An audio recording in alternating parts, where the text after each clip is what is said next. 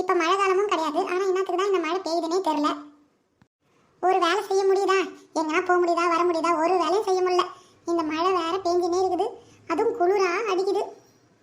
குளிர் வேற தாங்க முடியல. ஆனால் மழையும் பெய்யுது. எப்போதான் இந்த குளிர்காலம் போகுமோ தெரில. குளிர் போனால் வெயில் வரும், அது தாங்க முடியாது. இயற்கையே இப்படி தான் போல. அக்கா என்ன பண்ணினுக்கிற? ஏதோ உருண்டையா உருட்டி கையில் வச்சுன்னு இருக்கிற. அடியே, இது சப்பாத்திக்கு மாவு பிசைஞ்சு வச்சிருக்கிறேன் நைட்டு டிஃபனுக்கு. சரி சரி, அது எப்படி ரெண்டு பேரும் ஒன்றா தான் வருவீங்களா? தனித்தனியாக வரமாட்டீங்களா? ஜோடியாக வரீங்க? அக்கா இவ வீடு தாண்டி தான் நான் உன் வீட்டுக்கே வரணும். வரும்போது ஒரு குரல் குத்துட்டு வந்தேன், அவ்வளோதான். சரி சரி, வாங்கடி வந்து உட்காருங்க. சமைச்செல்லாம் முச்சு வச்சுட்டு வந்துட்டீங்களாடி? இல்லை உங்க மாமியாரை செய்ய சொல்லிட்டு வந்துட்டீங்களா? எங்கள் வீட்டில் இன்னைக்கு ஹோட்டல் தான்க்கா. அவள் வீட்லேயும் ஹோட்டல் தான். ஏன்டி வீட்டில் செய்யலையா?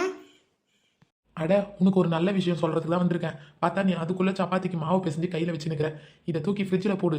ஏன்னா இன்னைக்கு நமக்கு ருக்கு வந்து ட்ரீட்டு தரலாம். அப்படியா? என்னடி விஷயம்? ட்ரீட் கொடுக்குற அளவுக்கு?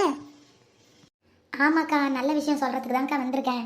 என் வீட்டுக்காரு ஆட்டோ வாங்கணும்னு சொல்லி நின்றார்ல, இப்போ ஆட்டோ வாங்கிட்டாரு. இன்றைக்கி தான் வாங்கினாரு. இப்போ பூஜை போட்டு எத்துன்னு வராராம்.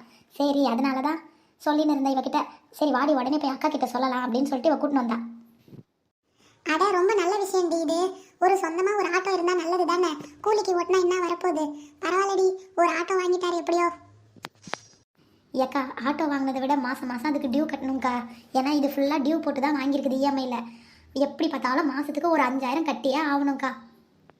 ஆமாடி, கட்டி தான் ஆகணும். பின் ஆட்டோ சொந்தமாக வருதுல்ல, டெய்லி ஓட்டி சம்பாரிச்சு கொஞ்சம் கொஞ்சம் காசு எடுத்து வச்சு மாதம் கட்ட வேண்டியதான். எங்கே பத்துது? இங்கேயே ஸ்கூல் ஃபீஸு, வீட்டு மல்லிகை சாமான், அதுக்கே சரியாக போகுது. பத்தவே மாட்டேங்குது. இப்போ இதில் ஒரு செலவு எக்ஸ்ட்ரா வந்துச்சு.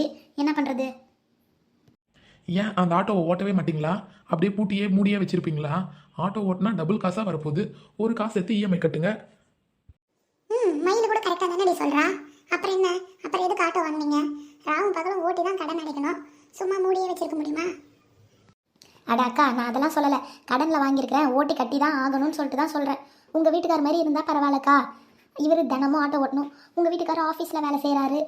மணி அடித்தா சோறுன்ற மாதிரி 31ஆம் தேதி ஆனால் சம்பளம் வந்துடும். எங்களுக்கெல்லாம் அப்படி கிடையாதே. இதை சொல்கிறதுக்கு தான் நீ வந்தியாடி?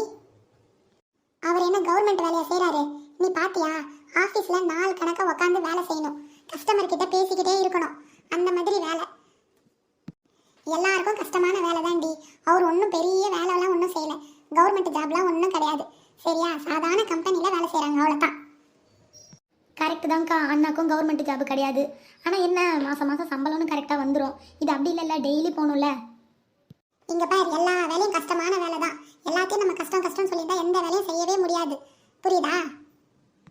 இதோ மயில் அவங்க வீட்டுக்கார் கூட நல்லா தான் வேலை செய்கிறாரு. ஆஃபீஸில் மேனேஜராகிறாரு. வந்தேன்னா மூஞ்சி முகரெல்லாம் பேந்துருண்டி. அவர் ஆஃபீஸில் மேனேஜராக இருக்கிறாருன்னு உங்ககிட்ட வந்து நான் சொன்னேன்னா அவரே பியூன் வேலை பார்த்துங்கிறாரு. எங்கள் வீட்டில் அப்பயே கவர்மெண்ட் மாப்பிள்ளையை பார்த்தாங்க. சென்ட்ரல் கவர்மெண்ட்டில் வேலை செய்கிற ரயில்வே மாப்பிள்ளையை பார்த்தாங்க. அதுக்கப்புறம் ரியல் எஸ்டேட் பண்ணுறவங்கள பார்த்தாங்க. ஸ்டேட் கவர்மெண்ட்டில் பார்த்தாங்க. விஏஓ பார்த்தாங்க.